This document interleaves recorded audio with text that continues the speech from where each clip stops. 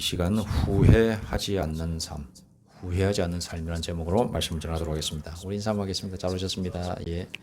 뒤돌아보면 후회할 것이 너무 많은데 후회하지 않는 삶을 산다면 얼마나 좋겠습니까? 미국 범죄 역사상 전설적인 보석 도둑이 있습니다. 유명한 보석 도둑인데 이름이 아서 베리입니다. 그는 손재주가 좋아서 기계도 잘 다루고 말재주도 좋고 그랬다고 합니다. 그리고 피아노도 잘 쳤다고 합니다. 그리고 기계들이 있는데 기계들 만지면 잘 고치는 사람, 또 운동도 잘했습니다. 그리고 참 다재다능한 사람이었다라고 기록이 되어 있습니다.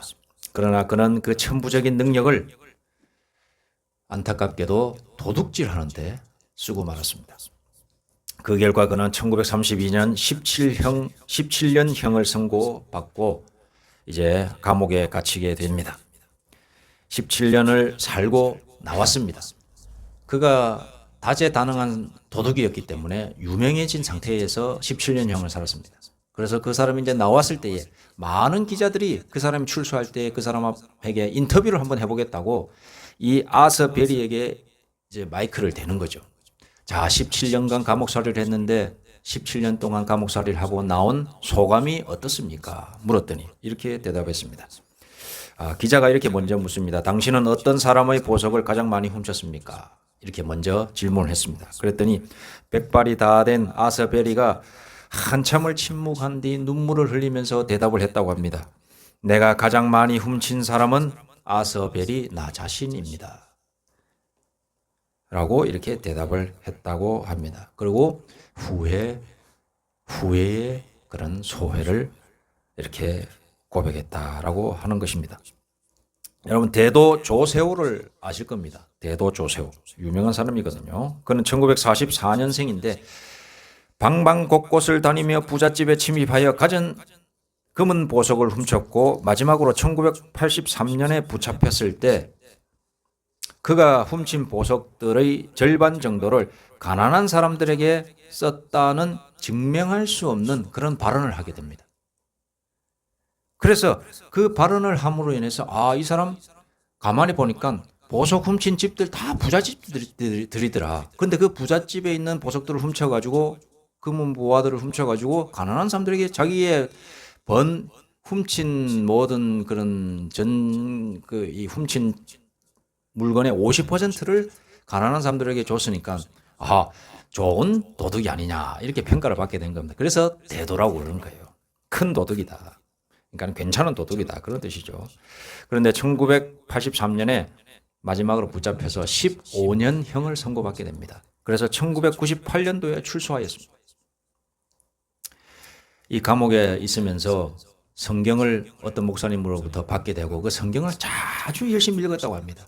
그래서 출소를 하면서 동시에 반성하면서 앞으로 선한 사람이 살겠다. 그리고 저는 기독교인으로 종교인으로 살겠습니다. 이렇게 고백을 하게 됩니다. 그렇게 해서 시간이 지나서 목사 안수까지 받았다는 소식이 들리게 됩니다. 그런데 목사 안수 이 부분을 말씀드리면은 정통교단에서는 전과가 있으면 안수를 안 줍니다. 그러니까 이 목사 안수를 받았다라고 하는 것은 좀 문제가 있는 교단에서 목사 안수를 받았다는 거죠. 여러분, 어찌되었든 미심쩍은 면이 있지만 어쨌든 목사가 됐습니다. 그래서 그가 목사 안수를 받고 나서 이름이 있지 않습니까? 대도 조세호. 대도 조세호 우리 기도원에 와가지고 간증 집회를 합니다. 이렇게 현수막 걸면 많은 사람들이 와서 저 사람이 도대체 어떤 과정을 통해서 예수를 믿게 됐는가 궁금하잖아요. 궁금하기도 하고 또 은혜도 받을 마음들이 있는 사람들이 많이 있었던 것 같습니다. 그래서 그렇게 현수막 붙여놓으면 그 기도원마다 사람들이 신도들이 많이 가는 거예요. 그렇게 해서 이곳도 가고 저곳도 가고 또 교회도 가고 그렇게 해서 간증 집회하고 오후 예배 간증 집회도 하고 이렇게 하면서 많은 후원을 이렇게 받았다고 합니다. 그렇게 해서 10여 년이 지났습니다. 그렇게 잘 지내나 싶었는데 2000년쯤 됐을 때 다시 절도를 하게 됩니다. 일본까지 가서 주택을 침입하여 경찰에게 총을 맞아서 붙잡혔다. 그런 소식까지 들립니다. 그래서 일본에서 3년형을 선고받습니다. 그래서 일본 교도소에서 3년 살다가 또 나왔는데 또 조용하나 싶었는데 최근에 2022년도에는 80세 이제 노인까지 됐어요. 이제 1944년생이니까 80 가까이 돼가지고 또 자기가 아는 사람의 금식인지 보석이 달려 한 300만 원 가량의 그런 시기가 있답니다. 그걸 훔쳐가지고 또 붙들렸어.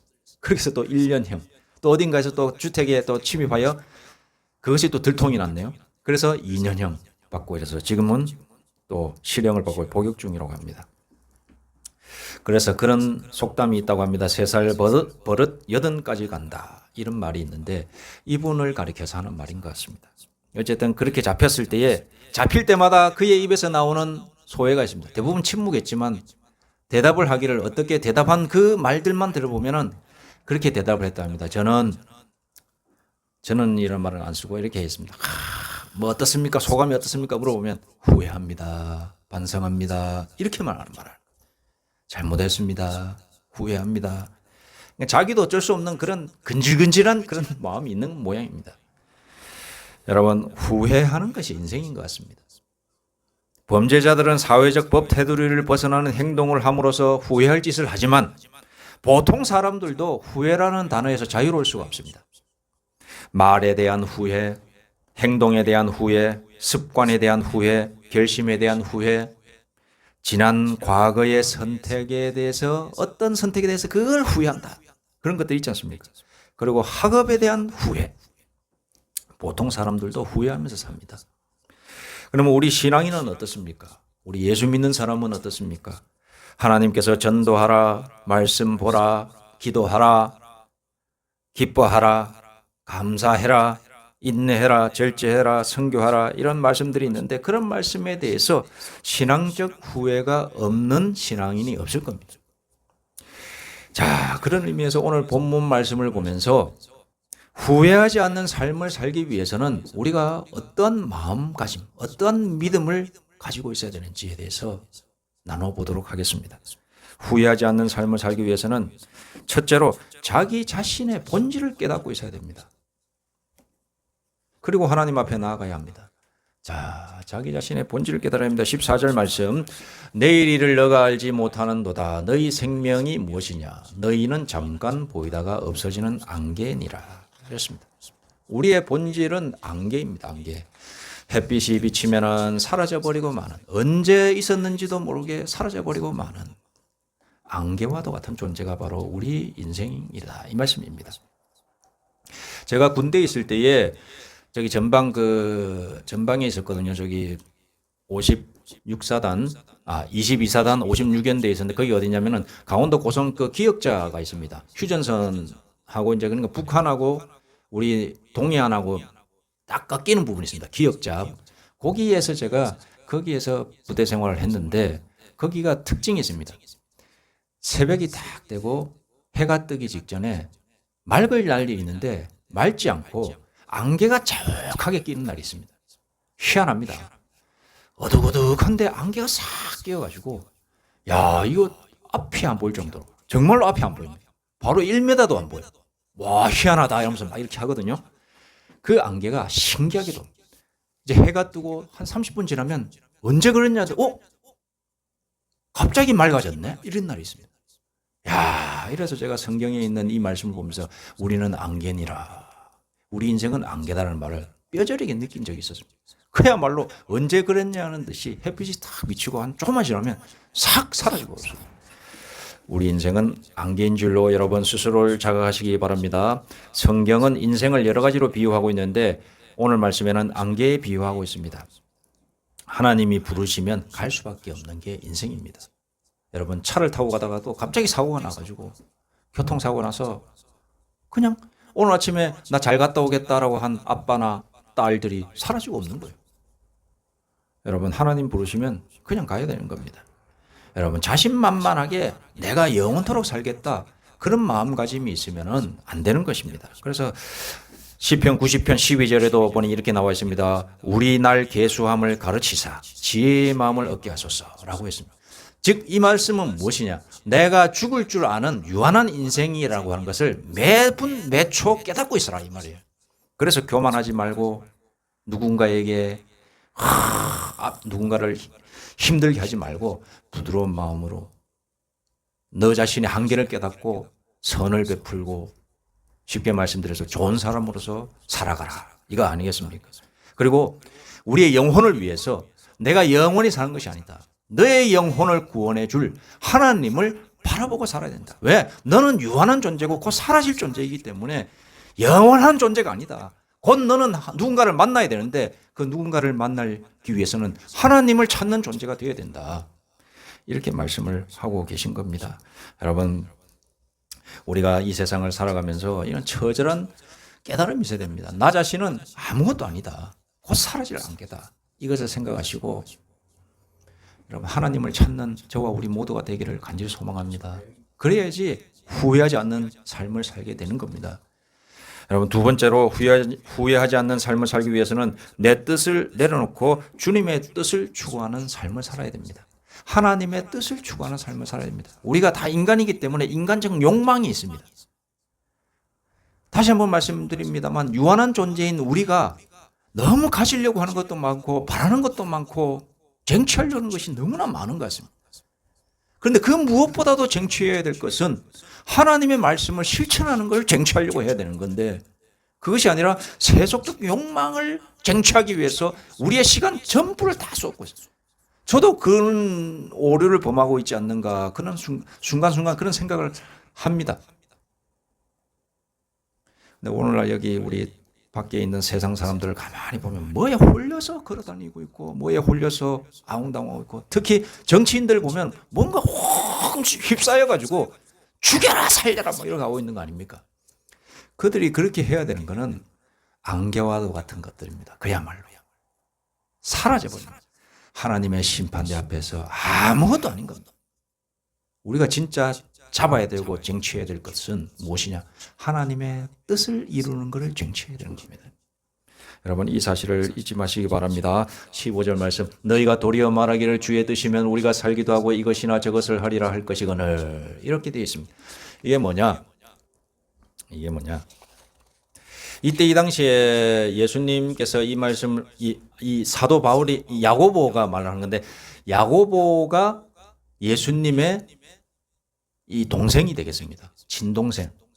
이 친동생이 하나님의 아들이신 예수를 자기의 그냥 혈육인 형으로만 생각하다가 나중에 갔어야 이분은 나의 육신의 형을 뛰어넘어서 정말로 나의 구세주, 하나님의 아들, 나의 구원자이시구나라고 고백하면서 기록한 말씀이거든요. 그러니까 너희가 도리어 말하기를 주의 뜻이면 우리가 살기도 하고 이것이나 저것을 하리라 할 것이거늘. 이렇게 말을 하는 것은 가만히 이 야고보가 생각하기에 많은 사람들이 어떤 일을 하게 되는데 그 일을 함에 있어서 다 하나님의 뜻이 있다면은 잘 되기도 하고 못 되기도 한다. 라는 그것을 그러니까 잘 되는 것도 하나님의 뜻이요 못 되는 것도 하나님의 뜻이라고 하니까 하나님의 뜻이라는 것에 다 이렇게 맡겨 드리는데 진짜 그렇다면은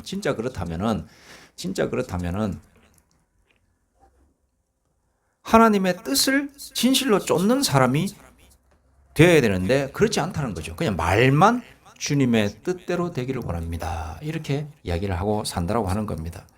우리가 교회를 다니면서 흔들리지 말아야 될 것은 내가 하나님을 믿습니다. 하나님을 의지합니다 하면서 그것이 말로만 되는 것이 되어서는 안 된다는 거 하는 것입니다. 제가 방금 전에 말씀드렸지만은 우리가 하나님의 뜻을 쟁취하기 위해 살아야 됩니다. 하나님의 뜻을 이루기 위해서 살아야 됩니다. 그것이 우리 사람의 본질입니다라고 이야기를 드렸는데 그것이 말로만 되어서는 안 된다 이 말씀입니다. 진실로 우리의 스스로를 바라보면서 유한한 인생인 우리가 그것을 쟁취하기 위해서 정말로 애쓰고 그것에 우리가 시간을 투자하고 그렇게 나아갈 때만이 후회하지 않는 삶을 살게 되는 것입니다. 우리가 기도하십시오라고 하면 그래 기도해야 되는데 여기서 멈추는 것이 아니라 진짜 기도해야 되는 것입니다. 다른 거 다 못해도 하나님께서 원하시는 것이 있는데 그것이 기도하는 것이고 또 하나님 자신의 뜻을 알기를 원하는 것인데 하나님 자신의 뜻을 알기를 원하는 것은 하나님의 말씀을 보는 거예요. 하나님의 말씀을 보고 기도하고 그리고 우리가 밖으로 나아가 실천하는 삶, 하나님을 전하는 삶, 요 세 개만 잘해도 정말로 하나님께서 우리를 인정하시고 죽음 앞에서 아니 죽음 이후에 우리를 안아주시면서 수고했다라고 해주실 만한 너는 후회하는 삶이 아니라 내가 인정하는 삶을 살았다. 이렇게 칭찬해 주실 줄로 믿습니다. 마지막으로 우리가 후회하지 않는 삶을 살기 위해서는 천국의 상을 바라보면서 우리가 인생을 살아야 된다. 이 말씀입니다. 자, 16절, 17절. 이제도 너희가 허탄한 자랑을 하니 그러한 자랑은 다 악한 것이다. 그러므로 사람이 선을 행할 줄 알고도 행하지 아니하면 죄니라. 라고 되어 있습니다. 한국 교회사에 유명하신 박용규 목사님이라고 하는 분이 있습니다. 이분이 뇌출혈로 쓰러져 천국에 갔다가 다시 살아나셨습니다. 천국에 한번 갔다가 다시 이렇게 살아나셨는데, 그러니까 자기의 생명이 다시 살아났다고 표현하는 거죠. 자, 예수님께서 이 천국에 갔을 때 예수님께서 이 박용규 목사님한테 5가지를 질문했다고 합니다. 첫째, 너는 이 땅에서 성경을 얼마나 읽었느냐? 두 번째로, 너는 헌금을 얼마나 했느냐? 이건 왜 물어보시는지 모르겠습니다. 자, 세 번째, 너는 땅에서 전도를 얼마나 했느냐? 네 번째, 너는 11조를 어떻게 했느냐? 다섯 번째, 너는 기도 생활을 얼마나 했느냐? 이렇게 물어보셨다고 합니다. 그러면서 예수님이 다 가만히 너를 보니 너는 4가지를 잘했다. 그런데 큰 교회 되고 유명한 목사가 되었을 때는 바쁘다는 핑계로 기도를 게을리했구나. 이렇게 책망을 하셨다고 합니다. 그러면서 박 목사님은 거기에서 2 천사의 안내를 또 받았다고 합니다. 그러면서 안내를 받아서 천국과 지옥을 구경시켜줬다고 합니다. 근데 천사가 말하기를 지옥은 2 종류의 사람들이 온다. 첫째, 불신자들과 우상숭배자들이고, 둘째는 교회를 다니기는 하였으나 형식적으로 다니면서 탐욕을 쫓아 산 자들이 지옥에 온다. 그리고 교회 안에서 분열과 분쟁을 조작하고 교회를 자기 세력을 행사하며 싸움을 일삼는 자들, 그들이 온다. 이렇게 말을 했다고 합니다. 여러분, 그러니까는 우리가 이 세상을 살아가면서 하나님께서 원하시는 진짜 상을 받기로 애쓰는, 하나님께서 정해놓으신 상들이 있어요. 너가 나를 향하여서 얼마나 깊은 교제를 나눴느냐, 즉 기도하였느냐. 그리고 너가 나의 뜻을 알기로, 너가 살았을 때 나의 뜻을 알기로 얼마나 노력하면서 나의 말씀을 보았느냐, 우리 성경을 보았느냐. 하나님께서 우리에게 원하시는 것은 저기 세상 끝까지 가서 많은 사람을 전도하고 선교를 해서 위대한 선교자가 되는 것. 그런 분들도 은사가 있어서 그렇게 할 수 있죠. 하지만 우리가 이 자리에서 할 수 있는 것을 안 하고 있으면서 그렇게 원하시는 것 아닙니다. 하나님께서는. 하나님께서 원하시는 것, 우리가 연약하고 유약하고 또 믿음적으로 그런 위대하고 큰 그런 믿음 전도자들이 될 수가 없는 우리들에게 원하시는 것은 무엇이냐? 그것은 우리 각자의 처소에서 나의 말씀을 보고 나의 뜻을 발견하면서 살아가고 있느냐? 그것을 하나님께서는 보고 계신 겁니다. 그것이 천국의 상이다. 네가 그걸 아는 것이 나의 상이다. 너는 그걸 얼마나 바라보면서 그 천국의 상을 받기로 애쓰면서 오늘을 살고 있느냐. 또 그리고 기도하면서 기도하는 삶. 너는 나와 얼마나 만나기를 애쓰면서 교제하기를 애쓰는, 그렇게 그 만나는 것이 상인데 그 상을 쫓아서 살았느냐. 이렇게 말씀을 하고 계신 것입니다. 우리 그리스도인은 죽음 앞에서 기도를 적게 한 후에, 말씀 보지 못한 후에, 전도 못한 후에, 찬양하지 못한 후에, 선행을 행하지 못한 후에. 여기서 선을 행할 줄 알고도 행하지 아니하면 죄니라라고 했는데, 여기에 선은 많은 것을 의미하고 있습니다. 선한 행위로서의 선행, 그것을 의미하기도 하지만은 하나님께 기도를 적게 기도하는 것, 이것도 선입니다. 그리고 말씀 보는 것도 선입니다. 또 전도하는 것도 선이고 찬양하는 것도 선이고 그런 것입니다. 그리고 사랑하는 것도 선입니다.